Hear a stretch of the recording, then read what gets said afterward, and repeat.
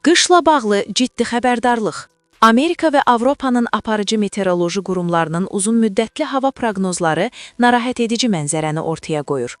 Mütəxəssislərin fikrincə, 2026-cı ilin qışı qlobal miqyasda qeyri-sabit və dəyişkən hava şəraiti ilə yadda qalacaq. Dünya üzrə fərqli ssenarilər. Proqnozlara əsasən bəzi ölkələrdə qış sərt şaxtalar və güclü qarla, digər bölgələrdə isə normadan isti hava ilə müşayiət edilə bilər. Bu isə iqlim proseslərində ciddi dəyişikliklərin getdiyini göstərir. Azərbaycanda qış necə olacaq?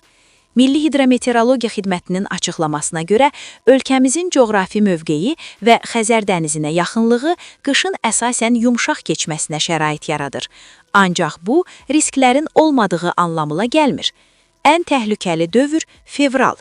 Çoxillik müşahidələr göstərir ki, qışın ən soyuq günləri əsasən fevral ayına təsadüf edir.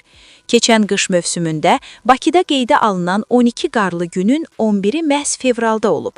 Temperatur isə -4,6 dərəcəyədək enib. Temperatur enə bilər, yağıntılar arta bilər. Proqnozlara görə, qış mövsümündə temperatur ümumilikdə norma daxilində olacaq. Yanvar ayında temperaturun normadan 0,5-1 dərəcə yüksək olması ehtimalı olunur. Ancaq ayrı-ayrı dövrlərdə soyuq hava dalğaları ölkəyə daxil ola bilər. Bu vaxt temperatur qısa müddətdə kəskin enə bilər. Abşeron yarımadasında və digər bölgələrdə yağıntıların miqdarı normadan artıq ola bilər. Qar, yağış, şaxta, hər şey mümkündür. Mütəxəssislər xəbərdarlıq edirlər ki, qış boyu hava şəraiti tez-tez dəyişə bilər. Bu da nəqliyyatda çətinliklərə, gündəlik həyatda fasilələrə səbəb ola bilər. Qış sərt olmayacaq deyə arxayınlaşmaq olmaz.